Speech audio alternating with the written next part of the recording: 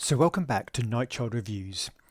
Now, as you may have heard, and I imagine you probably have, the entire Prince back catalogue has been placed on TikTok, the video sharing site.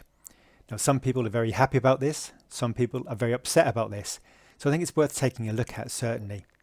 Now, TikTok, for those of us over a certain age, is basically a platform, a video sharing social networking service where people can share short videos, usually of them lip syncing to certain music.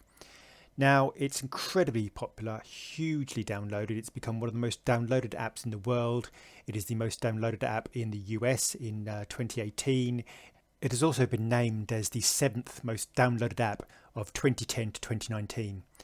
Now, the Prince estate involvement seems to be twofold. There seems to be, first of all, they're going to allow Prince's music to be shared and used by people to record their own clips and sort of 15-second clips. But second of all, they're also using the platform to give virtual tour of Paisley Park, and obviously there may be other upcoming events.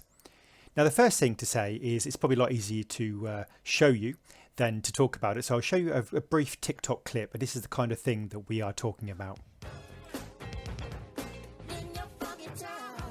Now, obviously on YouTube or Twitter, if you share Prince's music, there's also a chance you'll get a cease and desist letter, you'll get a DMCA ruling where you can't use the music and they ask you to remove it. But by licensing this, the Prince estate is saying it's perfectly okay for TikTok users to use the music in any way they see fit. Now, basically, there are two schools of thought. The first school of thought is very much for this, and the second school of thought obviously is against it. Now, the people who argue for it say this brings Prince to a whole new generation. One of the biggest problems in the Prince community is our lack of younger fans, certainly by the demographics on my channel, on all the YouTube channels that I know, and almost all the formats. Younger Prince fans are a tiny minority. Very few people, sadly, are getting into Prince in the way we would hope. And obviously for his legacy, we need those new fans coming in, because whilst fans of a certain age will buy the big deluxe box sets, we need the fans for tomorrow for his legacy to thrive.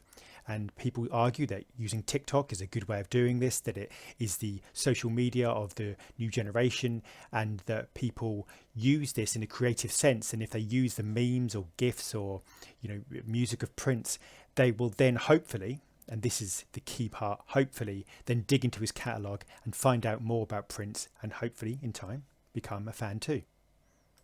Now, it's interesting to note that the old Prince legacy Twitter account, the one Prince actually used, has over 300,000 followers, but the new Prince account, the official account which sort of releases new statements, has only 53,000 followers.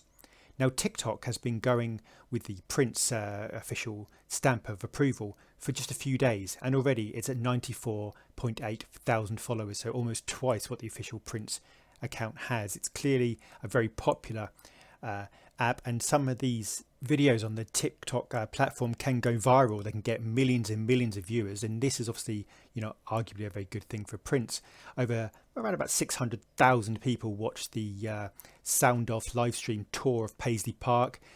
Some of the views of Prince's clips have already hit the millions. That's the argument for it.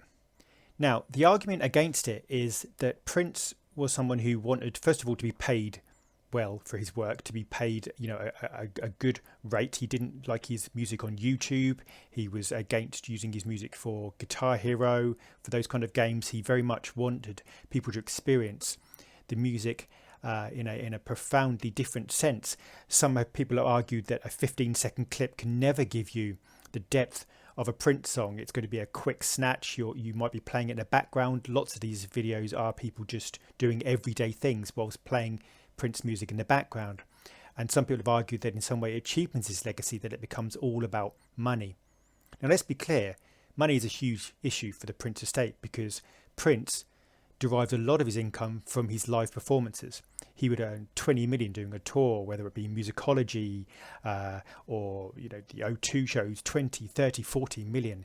He would bring in those amazing amounts of figures, up to 2, 3, 4, 5 million a show. That income isn't there anymore. So the Prince estate obviously needs to monetize a great deal, but equally at what cost? Some argued that perhaps they should not necessarily say yes to every deal because money has been offered. Is money the only thing they're going to be concerned about? Now, primarily, the Prince Estate now, obviously, is a business. It has spent an enormous amount of money on lawyers and admin fees. It's rumored to be around $55 million, which is a lot of money. And they obviously have been ordered to monetize the estate. And also, they want new customers. The customers they have are obviously willing to buy those big box sets, as we said, but are they going to be, sadly, diminishing in number? So it's a really interesting balance, and I'd really love to hear what you think. Do you think this is a good thing? It brings it into the next generation. There is no harm, and plus there's income for the estate. Or would you argue that this is not what Prince would have wanted? This is not what he would have wanted to do with his music? There are also a number of people who argue about, there's a lot of controversy about TikTok's privacy issues, about its potential security issues. There's a lot of sort of controversy and a lot of articles written about that. And it's something that some people are finding difficult, how much, perhaps governments, whether they be Chinese governments, American governments, would know about you, or even companies like Facebook and Twitter. And so it's a very difficult debate to be had. But I'd really like to know your opinion. Do you think this is a great thing? And, we should welcome the new power generation and welcome new fans and try and get them in any way we can? Or is there a certain line we have to draw and say this is not really in keeping with Prince's legacy? This is not what we should be doing, and we should be focusing our efforts elsewhere. Please let me know what you think. I'd really be interested to hear your views as the people who make up this amazing community.